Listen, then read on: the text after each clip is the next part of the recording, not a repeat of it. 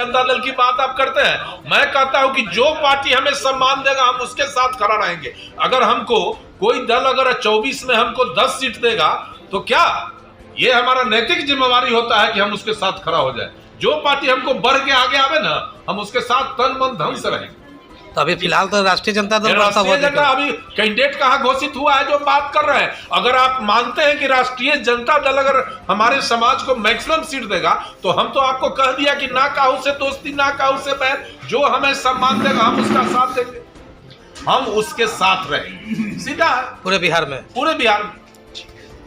तो जी ने सारे बिंदु पर बात आपसे किया है।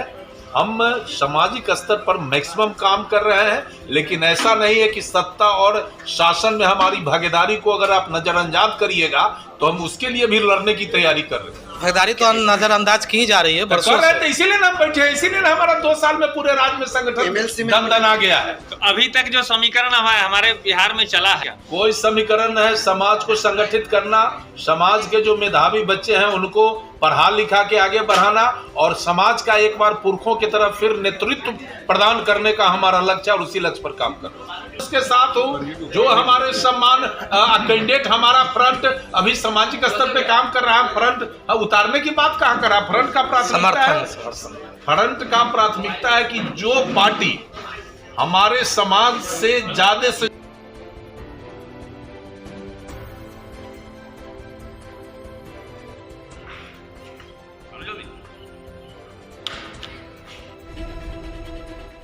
इसके अलावा अगर कोई समाज पर किसी तरह का विपत्ति और कोई दूसरा आदमी उस पर कोई कहर ढालता है या कोई यतियों, तो उसमें भी फ्रंट अपनी मुस्तैदी से उसका जवाब देगा, उसमें मुकाबला करेगा, उसको वैसे सुविधा देगा उसको। इस सब कामों के लिए बैठक हो रही है और ये कार्यक्रम काफ़ी लगभग 1 साल से ज़्यादा से चल रहा है, लेकिन इसकी सदस्यता अभियान आर्थिक तौर से भी इसको समृद्ध करना है और उसके लिए बसंत पंचमी से यह काम शुरू होगा।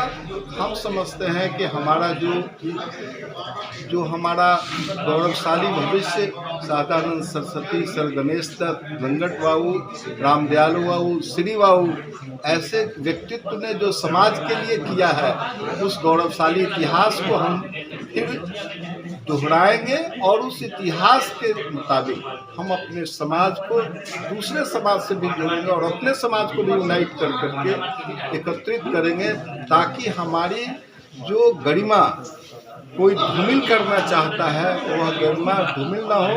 हम समाज को जोड़कर और अपने समाज को मजबूत करके सारे बिहार को समृद्ध, संपन्न और अच्छा बिहार बनाने में हमारा प्रयास रहेगा। इसके साथ ही हमारे जो कार्यकारी बैठक का देखिए, हमारे प्रदेश अध्यक्ष जी ने भावी कार्यक्रमों के बारे में, फ्रंट का जो भावी कार्यक्रम है उसके बारे में बहुत डिटेल्स बताया। हमें बहुत कुछ नहीं करना है, लेकिन कुछ बातों पर आपके माध्यम से समाज का ध्यान आकृष्ट करना है।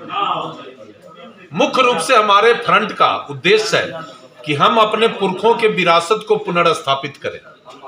आप जानते हैं कि हमारा समाज शुरू से समृद्ध समाज रहा है और जहां भी चाहे जो भी संख्या हो समाज का नेतृत्व करने का काम किया है। बीच के दिनों में पॉलिटिकल पार्टी के द्वारा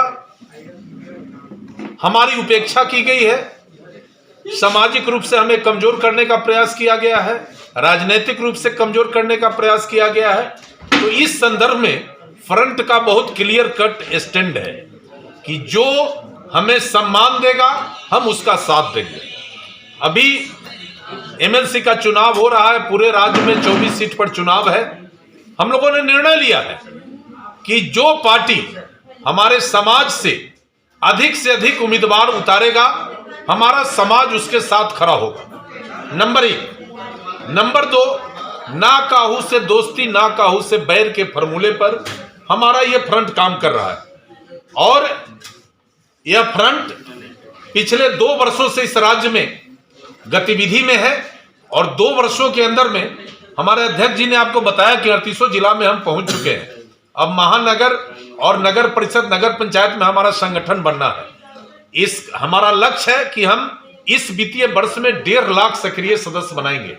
और हमारा बहुत क्लियर कट उद्देश्य है कि हम समाज को मजबूत करके, हम किसी से लड़ने के लिए समाज को मजबूत नहीं कर रहे हैं, हम समाज को इसलिए मजबूत कर रहे हैं कि हमारे समाज का बड़ा विरासत है, बहुत लंबा चौड़ा विरासत है। वो विरासत यह है कि जहां भी हम थे, समाज के सभी जाति सभी वर्ग के लोगों को साथ लेके चलते थे। और आज पॉलिटिकल पार्टी के द्वारा समाज में जो द्वेष, जो डिफरेंसेज पैदा किया गया था, जिसके कारण समाज में कुछ दूरी बन गई थी, हम लोग फिर उस दूरी को पाट के और भूमिहार समाज अपने ताकत, अपने बल, अपने साधन से अन्य समाज के लिए उपयोगी साबित हो, इसके लिए हमारा फ्रंट ये काम कर रहा है। और कुल मिला के जिस्ट ये है कि आगामी एमएलसी के चुनाव में जिस पार्टी के द्वारा हमारे समाज से अधिक उम्मीदवार उतारा जाएगा, हमारा समाज पूरे राज्य स्तर पर उस पार्टी के साथ खड़ा रहेगा।